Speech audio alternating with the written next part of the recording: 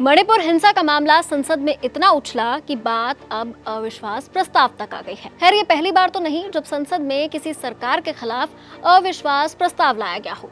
संसद में अब तक 27 बार सरकार के खिलाफ अविश्वास प्रस्ताव लाया जा चुका है। लेकिन ये अविश्वास प्रस्ताव आखिर है क्या? इसे संसद में कैसे लाया जाता है, कौन लाता है और इससे सरकार पर क्या असर पड़ता है? चलिए आपको बताते हैं इस वीडियो में अविश्वास प्रस्ताव के बारे में सब कुछ डिटेल में। अविश्वास प्रस्ताव क्या है, चलिए पहले ये समझते हैं।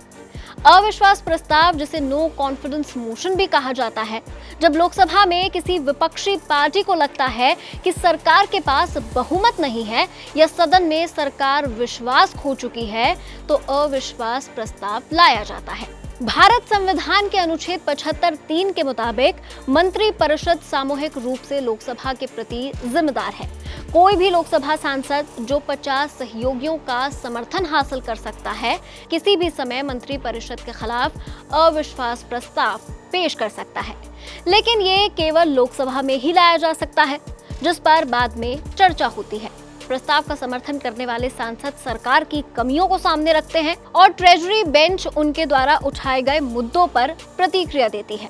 अंत में एक मतदान होता है। यदि प्रस्ताव लागू होता है तो सरकार कार्यालय खाली करने के लिए बाध्य होती है। क्या है नो कॉन्फिडेंस मोशन लाने की प्रक्रिया? चलिए अब इसे समझते हैं। आपको बता दें, लोकसभा की प्रक्रिया और आचरण नियमों के नियम 198 में लोकसभा में अविश्वास प्रस्ताव लाने की प्रतिक्रिया बताई गई है।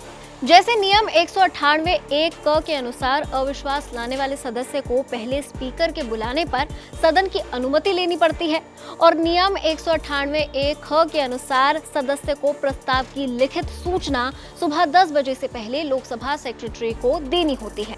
नियम 198(2) और 3 के तहत प्रस्ताव के पक्ष में कम से कम 50 सदस्यों का समर्थन होना चाहिए। स्पीकर से अनुमति मिलने के बाद प्रस्ताव पर चर्चा के लिए दिन तय किया जाता है, जिस पर नियम 198(4) के मुताबिक अंतिम दिन स्पीकर वोटिंग कराते हैं, जिसके आधार पर फैसला किया जाता है। लेकिन अविश्वास प्रस्ताव पर ये मतदान होता कैसे है? चलिए अब इसे समझते हैं। अविश्वास प्रस्ताव की जब वोटिंग होती है तो इसमें राज्यसभा सांसद हिस्सा नहीं लेते हैं, क्योंकि उन्हें वोटिंग का अधिकार प्राप्त नहीं है। इसमें केवल लोकसभा के सांसद ही भाग लेते हैं। अविश्वास प्रस्ताव आने पर सरकार अपने सांसद के लिए व्हिप भी जारी कर सकता है। यदि सदन के अधिकांश सदस्यों द्वारा इसका समर्थन किया जाता है तो प्रस्ताव पारित हो जाएगा। यदि अविश्वास प्रस्ताव पारित हो जाता है तो सरकार को इस्तीफा देना होता है।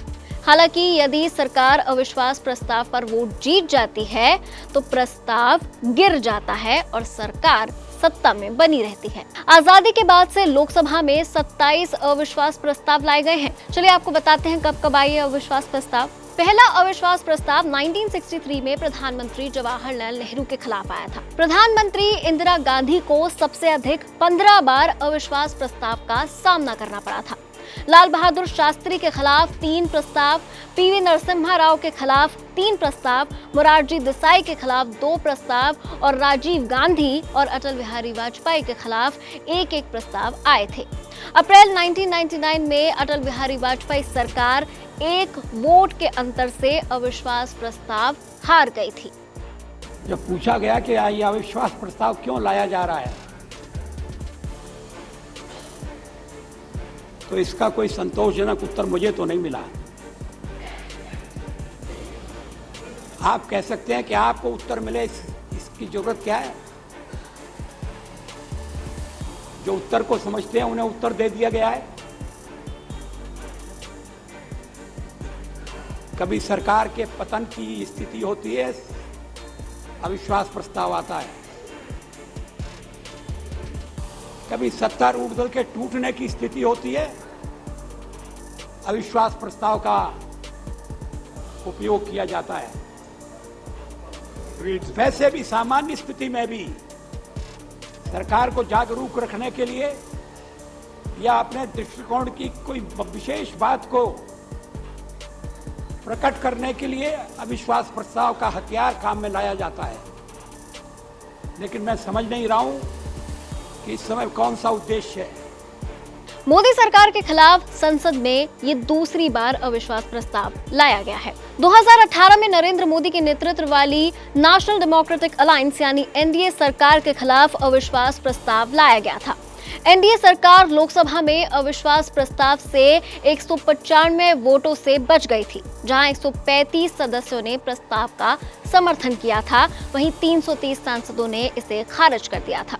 इसी दौरान संसद में अपने भाषण के दौरान तब प्रधानमंत्री नरेंद्र मोदी ने कहा था कि अब एक बार फिर विपक्ष 2023 में उनकी सरकार के खिलाफ अविश्वास प्रस्ताव लाएगा। पीएम मोदी की भविष्यवाणी सही साबित हुई और एक बार फिर मणिपुर मामले पर प्रधानमंत्री नरेंद्र मोदी के बयान की मांग को लेकर विपक्षी पार्टियों ने मोदी सरकार के खिलाफ अविश्वास प्रस्ताव जारी कर दिया। लेकिन संसद के इस नियम के बारे में आप क्या सोचते हैं? कमेंट सेक्शन में जरूर शेयर कीजिए। देखते रहिए एबीपी लाइव।